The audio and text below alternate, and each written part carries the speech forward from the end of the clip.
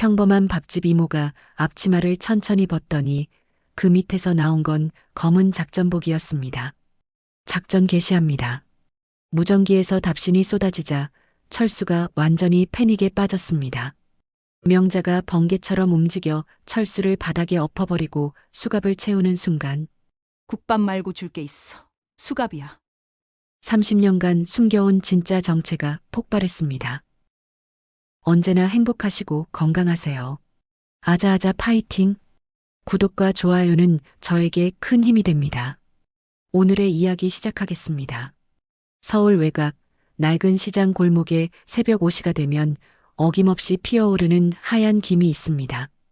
구수한 된장찌개 냄새와 함께 명잔의 밥상이라는 작은 간판 아래서 하루가 시작되죠. 오명자, 올해 66. 사람들은 그냥 밥집 이모라고 부르지만 그 누구도 이 여자의 진짜 과거를 알지 못합니다. 새벽부터 저녁까지 앞치마를 두르고 국자를 들고 있는 평범한 식당 주인이지만 사실 명자의 손은 칼질보다 군도술이 더 익숙한 손이었거든요. 야, 밥집 이모. 물이나 좀 가져와. 야채 장수 박순이 아줌마가 건방지게 소리쳤습니다. 명자를 하인 부리듯 하는 목소리였어요. 명자는 묵묵히 물컵을 가져다 주었지만 그 순간 박순이가 한 말이 더 가혹했습니다. 아이고, 이 이모는 정말 말도 없고 재미도 없어. 그냥 밥이나 해주는 기계 같다니까. 다른 상인들이 키득거리며 웃었어요. 명자는 아무 말 없이 고개만 까딱했습니다. 말이 많지 않은 성격이라고 다들 생각하지만 실제로는 너무 많은 비밀을 간직하고 있어서 함부로 입을 열기가 조심스러운 겁니다. 오늘 뭐 특별한 거 있어요? 단골 손님 김할아버지가 들어오시며 물어보시네요. 특별한 건 없고요. 그냥 마음 담아 끓인 된장찌개 있습니다. 명자가 답하며 뚝배기에 뜨거운 찌개를 담아드렸습니다. 하지만 그 순간 식당 밖으로 요란하고 무서운 소리가 들려오기 시작했어요. 야! 이 늙은이 장사 제대로 안 할 거야? 건달 몇 명이 과일 가게 앞에서 고함을 지르고 있었습니다. 그중 제일 덩치 큰 놈이 과일 장수 이씨 아저씨의 멱살을 잡고 흔들고 있었어요. 매달 보호비도 안 내면서 여기서 장사만 하면 되는 줄 아냐? 퇴! 그놈이 이씨 아저씨 얼굴에 침을 뱉었습니다. 이씨 아저씨는 고개를 푹 숙인 채 손등으로 얼굴을 닦으며 벌벌 떨고 있었어요. 돈 없으면 무릎 꿇고 밀어! 과일 상자를 발로 차버렸습니다. 사과와 배가 바닥에 굴러다니면서 짓밟히는 모습을 보며 명자의 눈가에 차가운 기운이 돌기 시작했어요. 하지만 아직은 참았습니다. 김할아버지가 창밖을 보시더니 걱정스럽게 말씀하셨어요. 저런 놈들이 왜 여기까지 와서? 그냥 드세요. 신경 쓰지 마시고요. 명자가 담담하게 답했지만 손목의 혈관이 도드라지게 튀어나오고 있었습니다. 밖에서는 더 끔찍한 일이 벌어지고 있었어요. 건달들이 생선가게로 이동해서 할머니를 괴롭히고 있었거든요. 이 할망구 돈 안 낼 거야? 우리가 이 시장 지켜주는 대가라고! 안 내면 장사 못해! 생선가게 할머니가 무릎을 꿇고 빌고 있는 모습이 보였습니다. 그런데 그 장면을 보는 다른 상인들은 아무도 도와주지 않았어요. 모두 자기 일만 바쁘다는 듯이 고개를 돌리고 있었습니다. 내 손에 묻은 건 고춧가루야. 피 아니야, 아직. 명자가 낮게 중얼거리며 행주로 손을 닦았습니다. 그 순간 음식 찌꺼기를 쓰레기통에 던지는 손의 힘이 평소보다 훨씬 강했어요. 쓰레기통이 덜컹 소리를 냈습니다. 이모, 괜찮아요? 얼굴이 좀... 김할아버지가 걱정스럽게 물어보셨어요. 네. 괜찮습니다. 천천히 드세요. 하지만 명자의 시선은 계속 창밖을 향하고 있었어요. 건달 중 한 명이 이제 반찬가게 할머니의 머리채를 잡고 흔들고 있었거든요. 보호비 안 내면 가게 불질러버린다! 우리 말 안 들으면 어떻게 되는지 알지? 반찬가게 할머니가 울면서 돈을 꺼내고 있었습니다. 그런데 상인들은 여전히 명자를 쳐다보며 비웃고 있었어요. 밥집 이모는 참 용감하네. 저런 일이 벌어져도 나가지도 않고 뭐 할 수 있겠어요? 저런 할머니가. 그냥 조용히 밥이나 하고 사는 게 낫죠. 명자의 주먹이 저도 모르게 꽉 쥐어졌습니다. 손가락 마디에서 뚝뚝 소리까지 났어요. 오늘은 참자, 오늘은 참아. 다시 한번 혼잣말을 하며 명자는 식탁 밑 서랍을 살짝 열어봤습니다. 그 안에는 오래된 수갑 하나가 조용히 자리하고 있었어요. 707특임단 시절부터 함께했던 동반자 같은 존재죠. 수갑 옆에는 작은 배지 하나가 더 있었습니다. 대한민국 707특임단 교관이라고 새겨진. 건달들의 행패가 점점 심해지고 있었어요. 이제는 아예 상인들을 바닥에 무릎 꿇게 하고 있었습니다. 다음 달부터는 보호비 2배다. 알겠어? 안 내면 가족들까지 찾아간다. 명자의 눈동자가 차갑게 변했습니다. 한때 대한민국에서 가장 위험한 임무를 수행했던 전설의 교관, 그 본능이 깨어나고 있었거든요. 이모, 계산이요. 김할아버지가 일어서시며 말씀하시네요. 네. 5,000원입니다. 항상 맛있게 해주셔서 고맙습니다. 그런데 조심하세요. 저런 놈들이 네. 걱정하지 마세요. 김할아버지가 나가신 후 명자는 혼자 남은 식당에서 창밖을 바라봤습니다. 건달들이 마지막으로 한 상인에게 침을 뱉고 가고 있었어요. 그 상인은 바닥에 주저앉아 울고 있었고요. 명자가 서랍의 수갑을 만져보며 중얼거렸습니다. 30년 전에도 이런 놈들이 있었지. 그때는 다 잡았는데. 그 순간 문득 과거가 스쳐갔어요. 젊은 시절 군복을 입고 위험한 조직들을 소탕하던 그때, 정의를 위해 목숨을 걸고 싸우던 그 시절 말이죠. 하지만 지금은 그냥 밥집 이모입니다.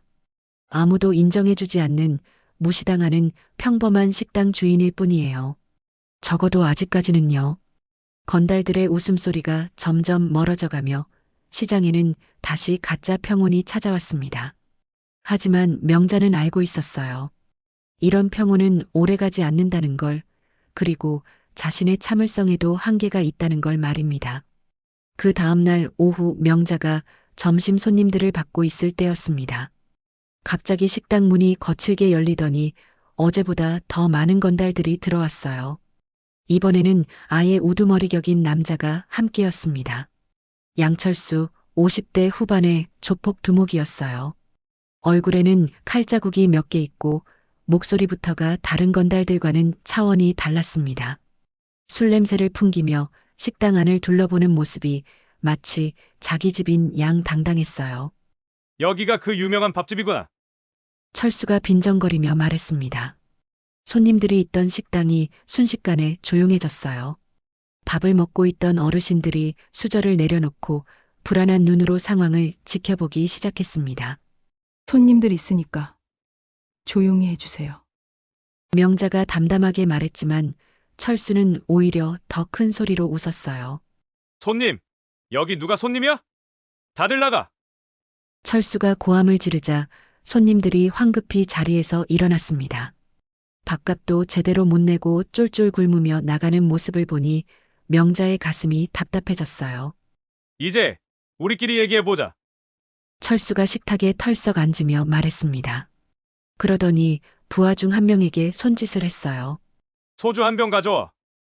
저희는 술집이 아닙니다. 명자가 단호하게 말했지만 철수는 이미 부하가 가져온 소주병을 열고 있었어요. 컵에 술을 따르면서 입에서 나오는 말들이 점점 더 거칠어졌습니다. 이 동네 모든 가게가 우리한테 보험이 되는데 왜 너만 안 내? 보호비라는 게 뭔지 모르겠습니다. 명자가 냉정하게 답했어요. 하지만 철수의 눈빛이 순간 사나워졌습니다. 보험이 모른다고? 이 할망구가 나를 우습게 보나? 철수가 갑자기 일어서더니 명자가 끓이고 있던 된장찌개 냄비에 코를 들이밀었어요. 국밥은 그냥 물에 밥 마른 거 아니야? 이런 걸로 돈 받아먹고 살면서 보험비는 못 낸다고? 그러더니 정말 끔찍한 일을 저질렀습니다. 된장찌개에 침을 뱉어버린 거예요. 퇴! 이제 이 찌개 누가 먹겠어? 명자의 얼굴이 순간 굳어졌습니다. 하루 종일 정성스럽게 끓인 찌개를 그렇게 더럽힌 것도 화가 났지만 더 큰 문제는 철수가 멈출 생각을 안 한다는 거였어요. 아줌마, 나이가 몇이야? 66입니다. 그런 할망구가 왜 이렇게 고집이 세? 철수가 소주를 한 잔 더 마시며 비웃었어요. 그러더니 갑자기 명자의 손목을 움켜잡았습니다. 아프다고 하지 그래? 명자의 손목을 비틀기 시작했어요. 보통 여자라면 비명을 질렀을 텐데 명자는 미동도 하지 않았습니다. 오히려 철수를 똑바로 쳐다보며 말했어요. 손 놔주세요. 목소리에 힘이 들어가기 시작했어요. 하지만 철수는 더 세게 비틀었습니다. 보호비 한 달에 50만 원이야 적은 돈 아니지? 하지만 안 내면 더 비싸진다고. 안 냅니다. 명자가 단호하게 답하자 철수가 갑자기 소주잔을 바닥에 내던졌어요. 쨍! 유리 조각이 사방으로 튀어나갔습니다. 그 소리가 작은 식당 안에 울려 퍼지자 명자의 미간이 살짝 움찔했어요. 이제 좀 무서워지나? 앞치마 두르고 있으니까 만만해 보였지? 철수가 명자를 조롱하며 말했습니다. 하지만 명자의 답은 예상과 달랐어요. 그래서 앞치마 안 벗었어. 벗는 순간 넌 끝나니까. 명자의 목소리가 낮아졌습니다. 그 순간 철수와 부하들이 순간 움찔했어요. 뭔가 분위기가 바뀐 것 같았거든요. 뭐라고? 이 할망구가 지금 나를 협박해? 철수가 다시 큰 소리를 냈지만 명자는 이미 뒤돌아서서 벽 쪽으로 걸어가고 있었습니다. 그런데 그 순간 벽 한쪽에 걸린 액자 틈새로 뭔가 반짝이는 게 살짝 보였어요. 수갑이었습니다. 오래된 은색 수갑이 작은 케이스 안에 정갈하게 놓여 있었거든요. 철수는 그걸 못 봤지만 예리한 부하 중 한 명이 눈치챘습니다. 형님, 저거 뭐가? 아니 아무것도 아닙니다. 명자가 다시 돌아서서 철수를 똑바로 쳐다봤어요.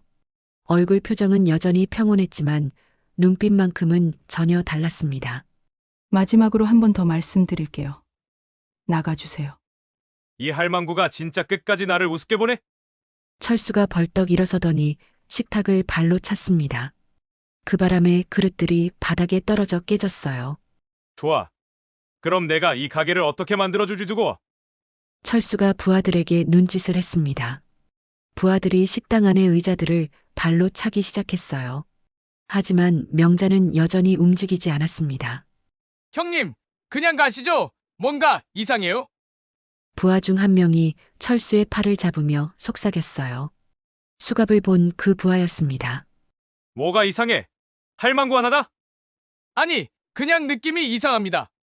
철수는 마지막으로 명자를 노려봤어요. 내일 다시 올 거야. 그때까지 돈 준비해놔. 안 그러면 정말 큰일 난다고. 내일 오시죠. 기다리고 있을게요. 명자가 조용히 답했습니다.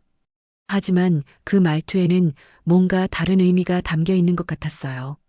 철수 일행이 문을 박차고 나간 후 명자는 혼자 남은 식당에서 깨진 그릇들을 치우기 시작했습니다. 하지만 손을 움직이면서도 입가에는 미묘한 미소가 떠올랐어요. 30년 만이네.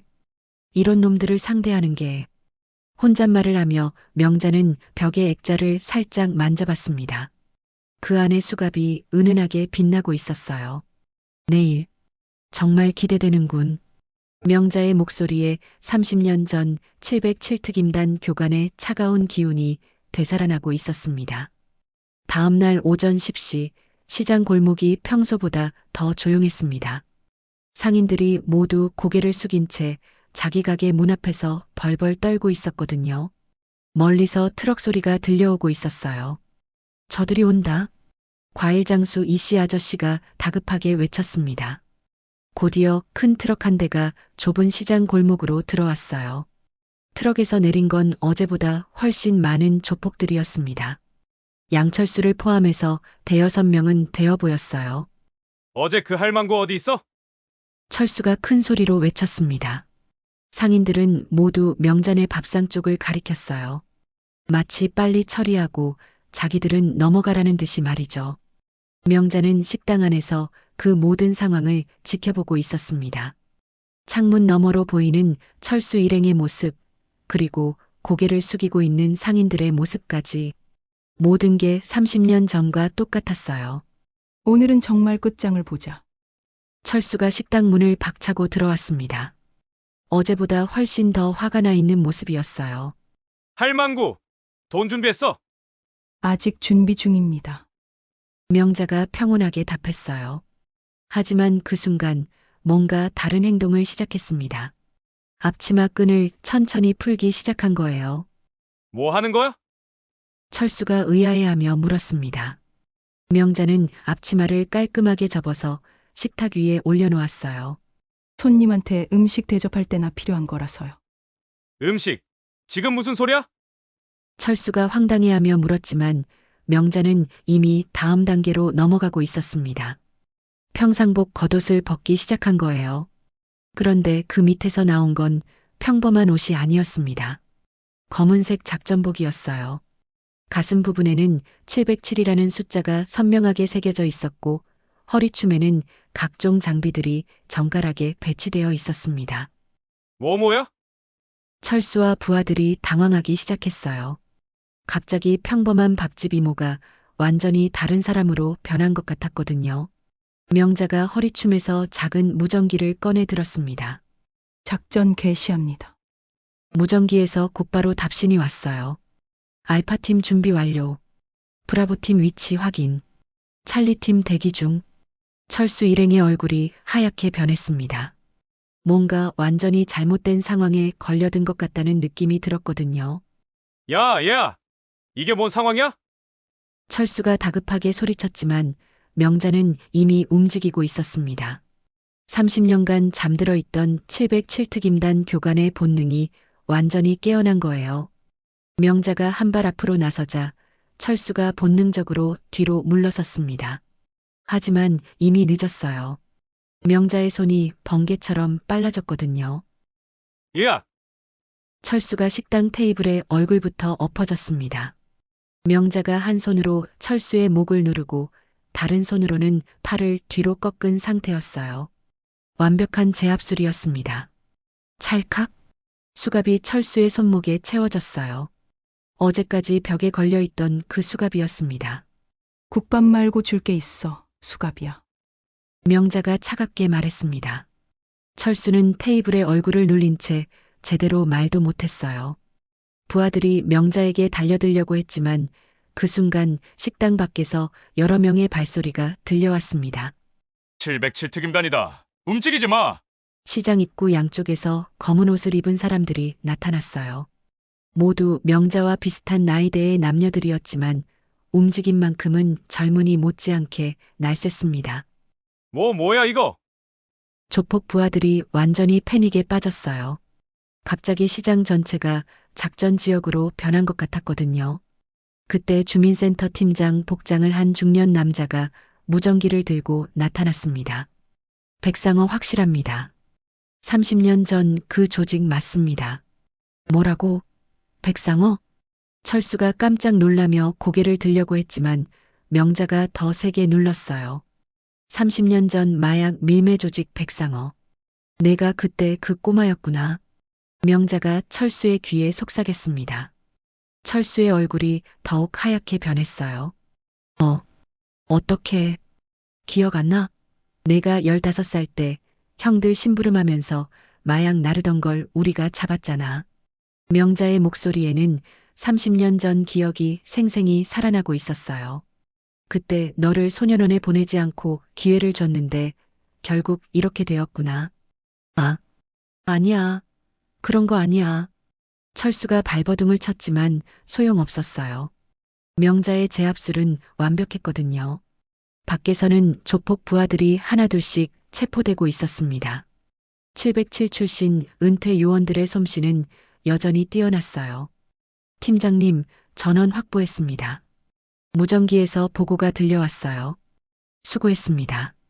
이제 정리하죠. 명자가 철수를 일으켜 세웠습니다. 철수의 다리가 후들후들 떨리고 있었어요. 할머니가 그때 그 교관? 맞아. 그리고 오늘부터 넌 다시 내 관리 하에 들어간다. 명자의 말에 철수가 완전히 기가 꺾였어요. 시장 상인들이 하나둘씩 나와서 이 광경을 지켜보고 있었습니다. 어제까지 그냥 평범한 밥집 이모라고 무시했던 명자가 이런 엄청난 정체를 가지고 있었다는 사실에 모두 충격을 받았어요. 이모가 진짜로 우리가 얼마나 무례했던가. 상인들이 서로 수군거리며 미안한 표정을 지었습니다. 명자가 철수를 밖으로 끌고 나가며 마지막으로 한마디 했어요. 앞으로 이 시장에서는 이런 일 없을 거야.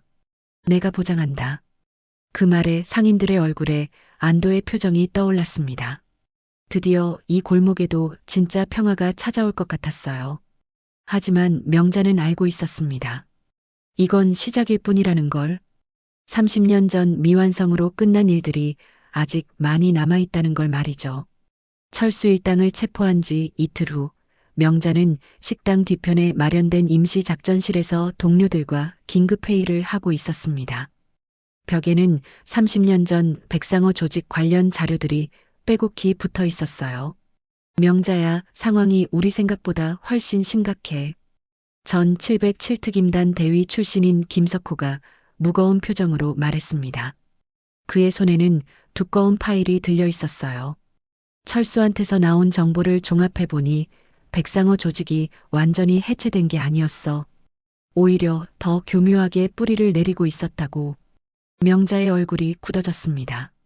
30년 전 자신들이 소탕했다고 생각했던 조직이 살아있었다는 뜻이었거든요.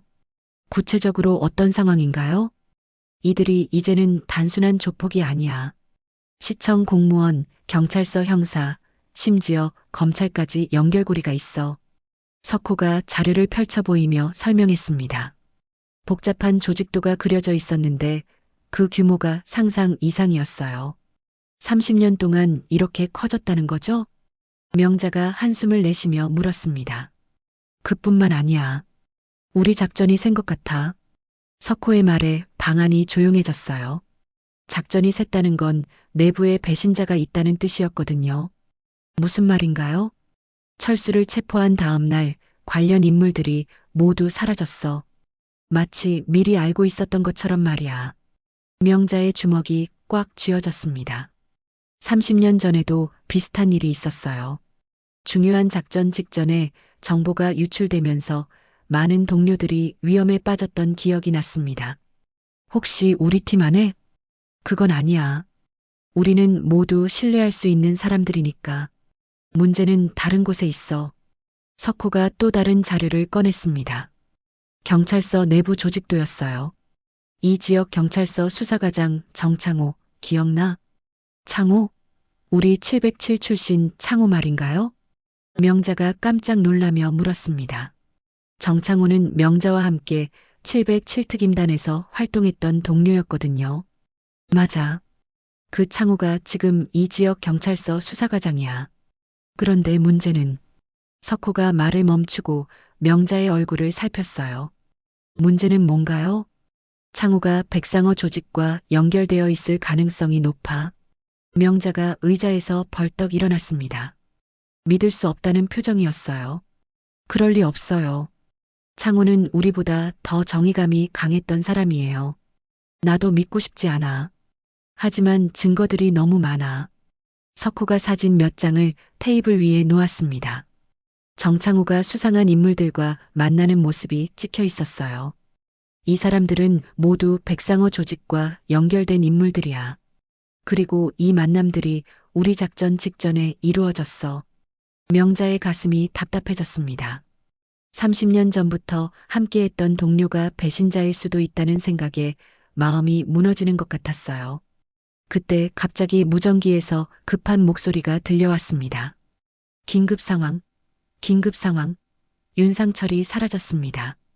윤상철은 명자가 707 시절 직접 훈련시켰던 제자 중 한 명이었어요. 이번 작전에 참여하고 있던 핵심 인물이기도 했고요. 뭐라고? 언제부터? 명자가 다급하게 무전기를 잡고 물었습니다. 어제 저녁 순찰을 나간 후 연락이 끊어졌습니다.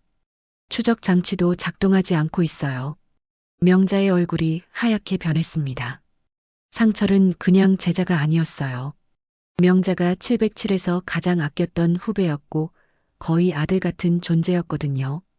우리 작전이 샜어. 내부에 배신자가 있어. 명자가 이를 악물며 말했습니다. 목소리에 분노가 가득했어요. 명자야, 진정해. 지금은 상철이를 찾는 게 우선이야. 아니에요. 이제 확실해졌어요. 창호가 배신자예요.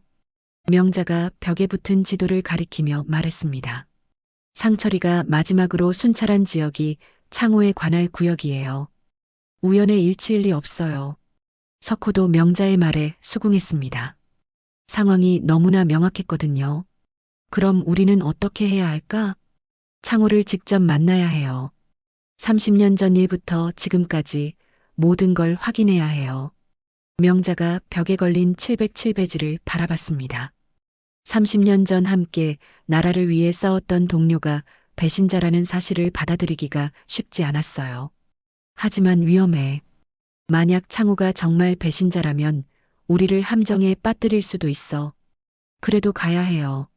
상철이를 구해야 하니까. 명자의 목소리에 확신이 담겨 있었습니다. 제자를 구하기 위해서라면 어떤 위험도 감수하겠다는 의지였어요. 알겠어. 하지만 혼자 가지는 마. 우리가 뒤에서 지원할게. 고마워요. 하지만 창호와의 만남은 혼자 해야 해요. 그래야 진실을 알 수 있을 테니까. 명자가 작전복을 다시 입으며 말했습니다. 707특임단 교관 시절의 냉철함이 되돌아오고 있었어요. 밖에서는 시장 상인들이 평소처럼 장사를 하고 있었지만 명자의 마음은 이미 30년 전 그 시절로 돌아가 있었습니다. 동료를 믿었던 자신이 바보였던 걸까? 아니면 정말 어쩔 수 없는 상황이 생긴 걸까? 상철아, 기다려. 선생님이 반드시 구해줄게. 명자가 주먹을 꽉 쥐며 혼잣말을 했습니다. 이제 진짜 전쟁이 시작된 거였어요. 그날 저녁 8시 명자는 정창호가 지정한 장소인 한강변 공원에 나타났습니다. 30년 만에 만나는 옛 동료와의 만남이었지만 마음은 전혀 설레지 않았어요. 오히려 차갑게 식어 있었습니다. 명자야, 정말 오랜만이다. 정창호가 먼저 인사를 건넸습니다. 여전히 단정한 모습이었지만 예전의 그 정의로운 눈빛은 찾아볼 수 없었어요. 창호, 상철이 어디 있어? 명자가 단도직입적으로 물었습니다. 인사말 따위는 필요 없었어요. 참 변하지 않았구나. 여전히 직설적이야. 창호가 씁쓸하게 웃으며 답했습니다. 하지만 명자의 표정은 전혀 누그러지지 않았어요. 질문에 답해. 상철이가 어디 있냐고. 걱정하지 마. 안전한 곳에 있어. 다만, 창호가 말을 멈추고 명자를 똑바로 쳐다봤습니다. 다만 뭐? 내가 이 일에서 손을 떼면 풀어줄 수 있어. 명자의 눈빛이 차갑게 변했습니다. 이제 확실해졌어요. 창호가 정말 배신자였다는 것이 30년 전부터 그랬던 거야? 뭘 말하는 거야? 백상어 작전 때도 우리 정보가 센 것도 모두 내가 한 짓이었지? 창호의 얼굴에 당황스러운 표정이 스쳐갔습니다. 하지만 곧 체념한 듯한 미소를 지었어요. 역시 명자답게 눈치가 빠르구나. 인정하는 거야? 인정한다고 해서 뭐가 달라져? 이미 30년이 지났는데. 창호가 벤치에 앉으며 말했습니다. 그 모습이 명자에게는 너무나 낯설었어요. 왜 그랬어? 명자가 주먹을 꽉 쥐며 물었습니다. 목소리에 분노와 배신감이 가득했어요. 왜라고? 간단해. 돈 때문이야. 돈? 명자야, 넌 아직도 군대 같은 세상에 사냐? 정인이 나란히 하면서 창호의 목소리에 비웃음이 섞여 있었습니다. 우리가 목숨 걸고 싸워서 뭘 얻었어? 겨우 연금 몇 푼이야. 그런데 저쪽에서는 한 번 정보만 넘겨줘도 몇 천만 원씩 줬어. 명자가 믿을 수 없다는 표정으로 창호를 바라봤습니다. 그래, 난 아직도 군인이다. 민간인 코스프레 그만해. 하하, 그 고집스러운 성격 정말 그대로구나. 창호가 웃으며 일어섰습니다. 그런데 그 순간 명자는 뭔가 이상한 기운을 느꼈어요. 명자야, 사실 오늘 여기 온 이유가 따로 있어. 뭔 소리야? 내가 너무 깊이 파고들어서 말이야. 이제 그만 정리해야 할 것 같아. 창호가 손짓을 하자 어둠 속에서 여러 명의 남자들이 나타났습니다. 모두 무기를 들고 있었어요. 창호, 이게 뭐야? 명자가 뒤로 물러서며 소리쳤습니다. 하지만 이미 포위된 상황이었어요. 미안해, 명자야. 하지만 어쩔 수 없어. 내가 너무 많은 걸 알아버렸거든. 30년 전에도 이런 식이었어? 동료들을 팔아넘긴 게? 명자의 목소리에 분노가 치밀어 올랐습니다. 그때는 좀 달랐어. 그때는 정말 어쩔 수 없었어. 창호의 목소리가 잠시 흔들렸습니다. 그런데 그 순간 예상치 못한 말이 나왔어요. 그리고 내가 나를 거절했잖아. 뭐? 707에서 마지막 임무 끝나고 내가 고백했을 때 말이야. 내가 나를 차갑게 거절했지. 명자의 얼굴에 놀라운 표정이 떠올랐습니다. 30년 전 그 일을 기억해냈거든요. 그래서 배신한 거야? 처음에는 아니었어. 하지만 점점 복수하고 싶어졌어. 내가 그렇게 소중히 여기는 정의를 짓밟고 싶어졌다고. 창호의 고백에 명자가 할 말을 잃었습니다. 개인적인 감정 때문에 나라를 배신했다는 말이었거든요. 미쳤구나. 정말 미쳤어. 그럴지도 모르지. 하지만 이제 와서 후회해도 늦어. 창호가 부하들에게 눈짓을 했습니다. 남자들이 명자에게 다가오기 시작했어요. 명자가 몸을 움직이려고 했지만 예상보다 상대가 많았습니다. 30년 전 같았다면 이런 상황도 쉽게 빠져나갔을 텐데 이제는 나이가 걸림돌이 되었어요. 으악! 명자가 한 명을 제압했지만 다른 남자가 뒤에서 덮쳤습니다. 결국 명자는 바닥에 넘어지고 말았어요. 찰칵! 명자의 손목에 수갑이 채워졌습니다. 아이러니하게도 30년간 자신이 악인들에게 채웠던 바로 그 수갑이었어요. 이제 끝이야, 명자야. 창호가 명자 앞에 쪼그려 앉으며 말했습니다. 상철이는? 걱정하지 마. 너와 같은 곳으로 보내줄게. 명자의 얼굴이 절망적으로 변했습니다. 상철이도 이미 위험한 상황에 빠진 것 같았거든요. 창호야, 아직 늦지 않았어. 다시 돌아올 수 있어. 돌아와? 어디로? 이미 30년이나 지났는데? 창호가 고개를 저으며 일어섰습니다. 넌 정말 변하지 않았구나. 그 순수함이 내 약점이야.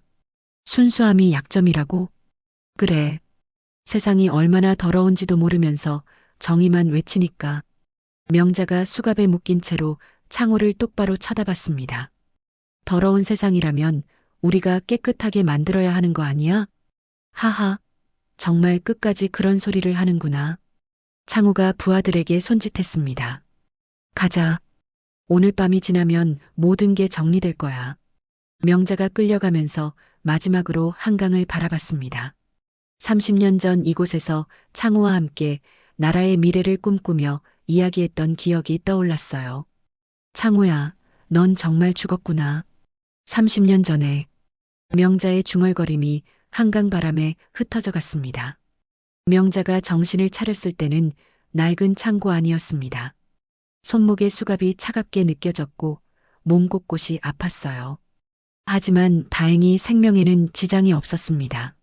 선생님, 정신 차리셨나요? 옆에서 익숙한 목소리가 들려왔습니다. 윤상철이었어요. 그도 수갑에 묶인 채 명자 옆에 앉아 있었습니다.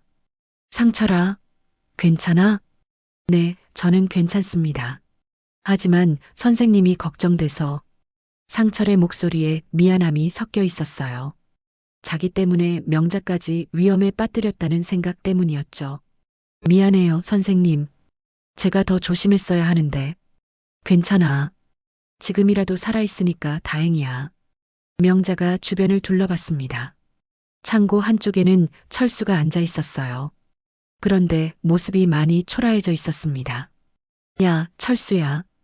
명자가 철수를 불렀습니다. 철수가 고개를 들었는데 얼굴에 멍이 들어 있었어요. 할머니, 죄송합니다. 뭐가 죄송해? 제가 정창호한테 속았어요. 그놈이 저를 이용해서 할머니를 잡으려고. 철수의 목소리가 떨리고 있었습니다. 자신도 이용당했다는 걸 깨달은 거였어요. 그놈이 뭐라고 했어? 30년 전 일을 다 알고 있다고 했어요. 그리고 저한테 할머니 정보를 달라고 했고, 철수가 고개를 숙이며 말했습니다. 하지만 저는 거절했어요. 그랬더니 부하들을 시켜서 저를 팼어요. 명자가 철수를 다시 보니 이 남자도 사실은 피해자였다는 생각이 들었어요. 철수야, 내가 아는 거 다 말해봐. 창고 위치도 그렇고 이 조직에 대해서도. 네, 할머니. 사실 제 오른팔이었던 놈이 있어요. 그 놈이 30년 전 자료를 가지고 있거든요. 30년 전 자료? 명자의 눈이 번뜩였습니다. 네, 백상호 조직 관련 수사 기록이에요. 정창호가 어떻게 조직과 연결되어 있는지 다 나와 있어요. 그 자료가 어디 있어? 제 사무실 금고에 있어요. 비밀번호는 707이에요. 철수가 자세한 위치까지 알려줬습니다. 이제 문제는 여기서 어떻게 탈출하느냐였어요. 그때 창고 밖에서 발소리가 들려왔습니다. 창고의 부하들이 교대하는 시간인 것 같았어요. 선생님, 기회인 것 같아요. 상철이 속삭였습니다. 30년간 함께 훈련한 제자답게 상황 판단이 빨랐어요. 명자가 수갑을 살펴봤습니다. 오래된 모델이라 707시절 배운 기술로 풀 수 있을 것 같았어요. 조용히 해. 지금 풀어볼게. 명자가 머리핀을 이용해서 수갑을 건드리기 시작했습니다. 30년 전 기술이었지만 몸이 기억하고 있었어요. 찰칵. 수갑이 풀렸습니다. 이어서 상철과 철수의 수갑도 풀어줬어요. 이제 조용히 나가자. 세 사람이 창고 뒤쪽 창문으로 탈출했습니다. 다행히 경비가 허술했어요. 창고를 나오니 새벽 4시쯤 되는 것 같았습니다. 철수야, 내 사무실로 가자. 네, 할머니. 1시간 후 철수의 사무실에 도착했습니다. 철수가 금고를 열자 두꺼운 파일이 나왔어요. 이게 바로 그 자료입니다. 명자가 파일을 펼쳐보니 정말 놀라운 내용들이 가득했습니다. 30년 전부터 지금까지 창고가 어떻게 조직과 연결되어 있었는지 모든 증거가 들어 있었어요. 이 자료면 창고를 완전히 끝장낼 수 있어. 명자의 얼굴에 희망이 떠올랐습니다. 선생님, 이제 어떻게 하시겠어요? 일단 시장으로 가자. 작전실을 다시 가동해야 해. 새벽 6시 명자네 밥상에 도착했습니다. 명자가 식당 간판 뒤쪽 벽을 만지자 숨겨진 문이 열렸어요. 그 안에는 진짜 작전실이 있었습니다. 각종 통신 장비와 무기, 그리고 30년간 모아온 자료들이 정갈하게 정리되어 있었어요. 우와, 선생님. 이런 곳이 있었다니. 상철이 감탄하며 말했습니다. 명자가 통신 장비를 켜자 곧바로 동료들과 연결되었어요. 석호야, 명자다. 탈출했어. 명자야. 걱정했어. 괜찮아? 괜찮아. 그리고 중요한 자료를 확보했어. 창고를 완전히 끝장낼 수 있을 것 같아. 그때 작전실 문이 조심스럽게 열렸습니다. 시장의 박순이 아줌마가 들어오고 있었어요. 이모, 괜찮으세요? 순이야? 어떻게 여기를? 사실은 저도 옛날에 군 관련 일을 했었어요. 박순이의 고백에 명자가 놀랐습니다. 군 관련 일? 네, 군사령부에서 통신병으로 일했었어요.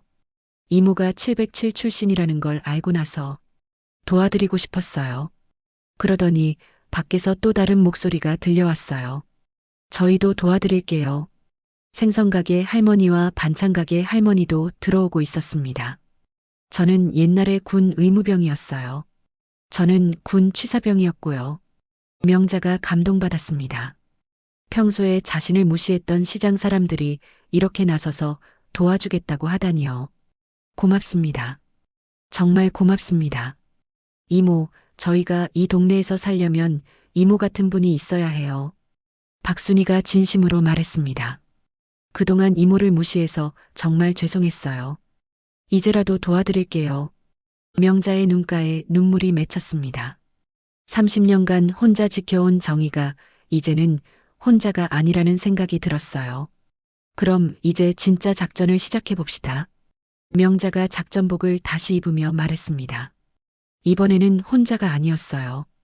믿을 만한 동료들과 함께였습니다. 창고야, 이제 정말 끝장이다.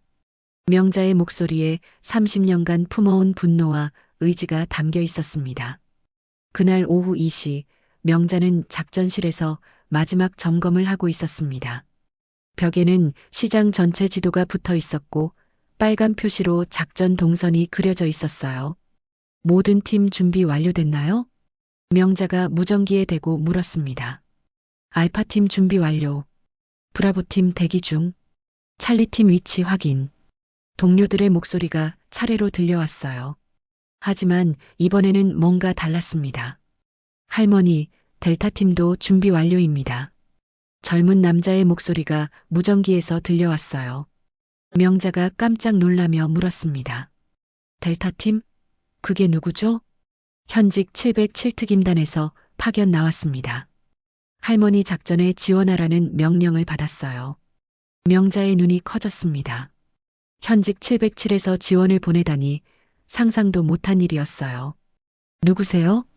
이름은 이동현입니다. 그런데 할머니가 정말 제 할머니 교관이셨던 분 맞나요? 명자가 순간 멈췄습니다. 동현이라는 이름이 낯익었거든요. 혹시 이정수 중령이? 네, 맞습니다. 할아버지가 항상 할머니 얘기를 해주셨어요. 명자의 가슴이 뭉클해졌습니다. 30년 전 함께 싸웠던 동료의 손자가 이제 707에서 일하고 있다니요. 정수가 잘 있어? 네, 할아버지는 지금 예비역이지만 여전히 건강하세요. 오늘 작전 소식을 듣고 엄청 자랑스러워 하셨어요. 명자가 눈시울이 붉어졌습니다. 하지만 지금은 감상에 젖을 때가 아니었어요. 좋아. 그럼 이제 진짜 시작해보자. 그때 철수가 작전실로 들어왔습니다. 할머니, 창고 일당이 폐건물 쪽으로 이동하고 있어요. 폐건물? 네, 시장 끝쪽에 있는 오래된 공장 건물이에요. 거기가 그들의 진짜 본거지거든요. 명자가 지도를 다시 살펴봤습니다. 폐건물은 시장에서 가장 외진 곳에 있었어요. 완벽한 함정이 되겠군. 할머니, 위험하지 않을까요? 상대방 영역으로 들어가는 거잖아요. 상철이 걱정스럽게 말했습니다. 괜찮아. 오히려 좋아. 한 곳에 모이면 한 번에 다 잡을 수 있으니까. 명자가 작전복 위에 방탄조끼를 입으며 말했습니다. 30년 전 못 잡은 놈들. 오늘 다 잡는다. 명자의 목소리에 확고한 의지가 담겨 있었어요. 오후 4시 명자 일행이 폐건물에 도착했습니다. 3층짜리 낡은 공장 건물이었는데 창문마다 철창이 쳐져 있었어요. 할머니, 저기 봐요.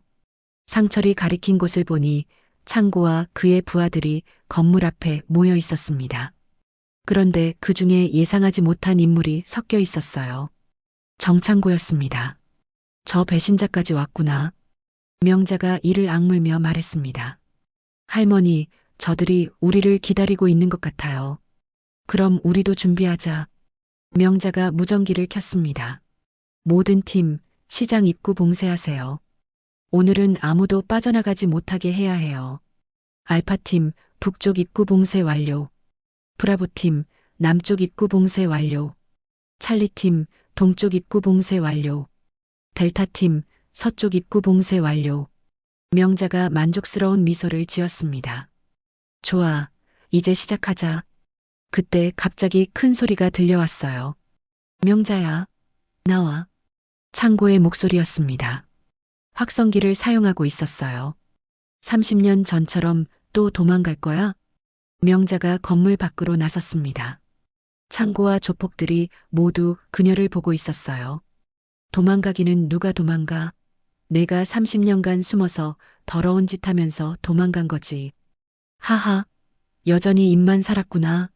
창고가 웃으며 말했습니다. 하지만 그 순간 명자 뒤에서 707 요원들이 하나둘씩 나타나기 시작했어요.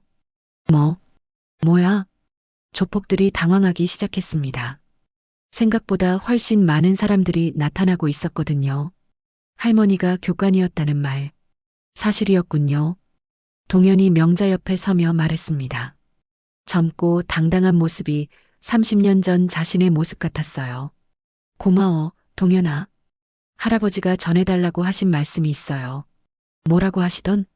명자 교관님이 가르쳐 주신 정의는 절대 죽지 않는다고 하셨어요. 명자의 가슴이 뜨거워졌습니다. 30년이 지나도 변하지 않는 신념이 이렇게 전해지고 있다니요. 그때 예상치 못한 일이 벌어졌습니다. 하늘에서 헬리콥터 소리가 들려오더니 위에서 방송 장비를 내리기 시작했어요. 저게 뭐야? 창고가 하늘을 올려다보며 당황했습니다.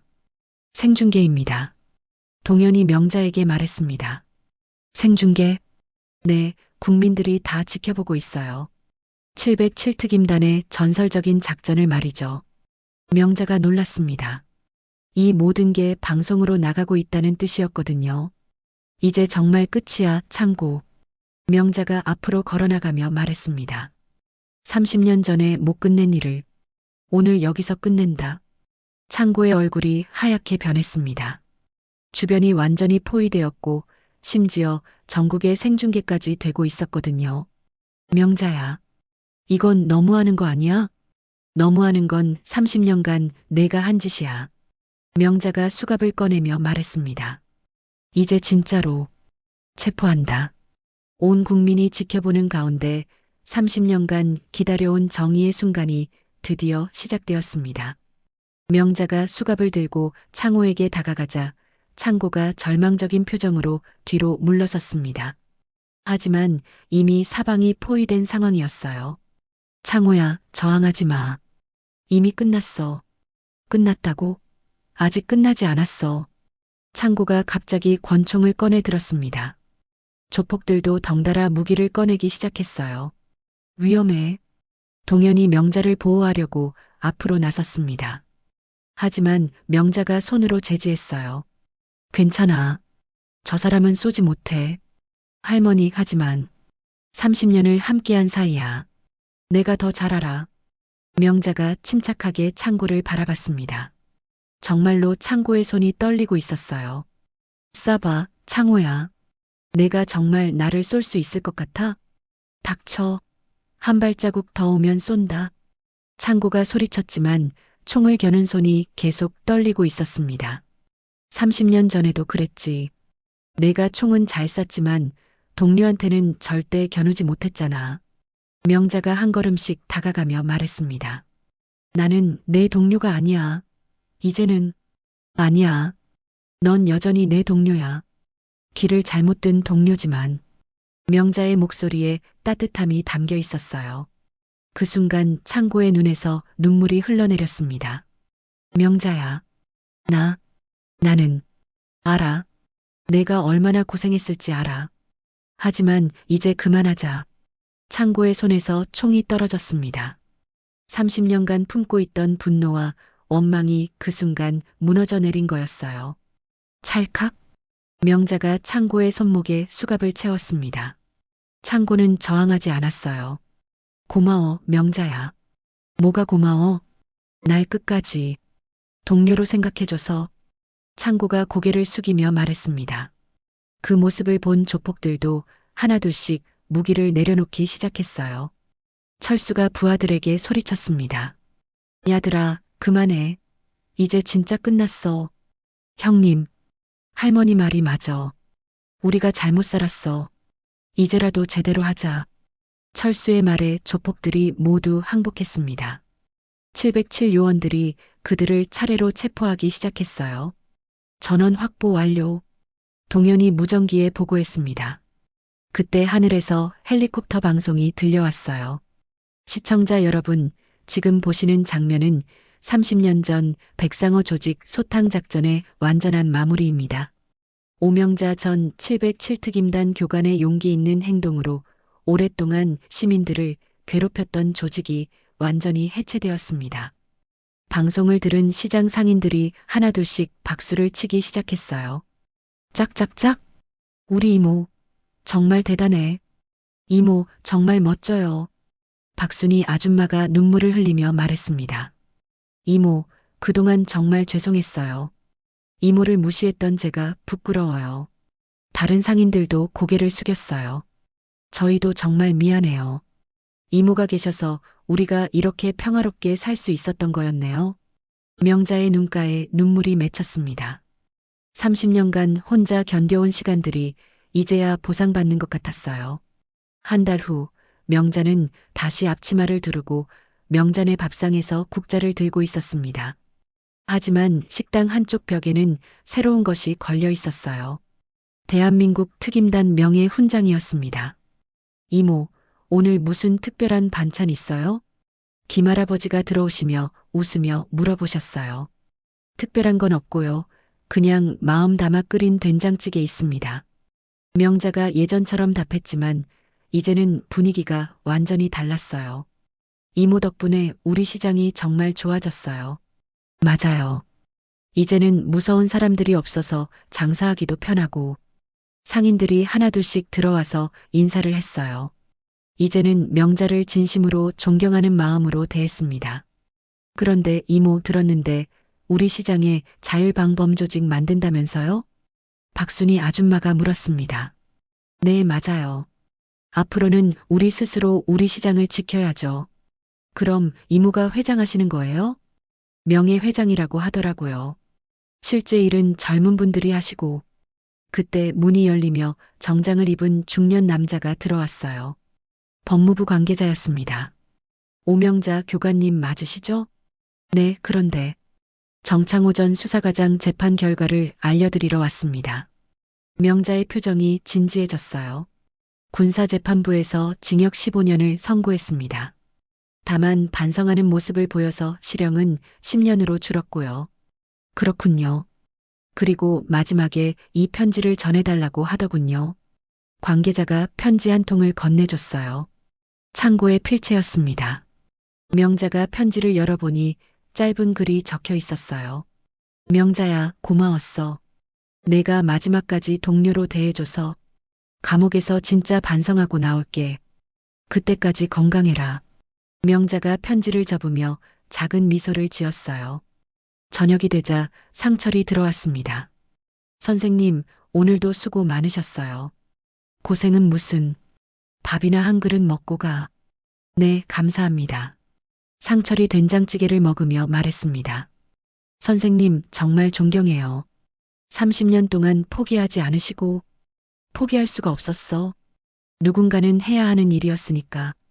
그래도 쉽지 않았을 텐데. 그래, 쉽지 않았지.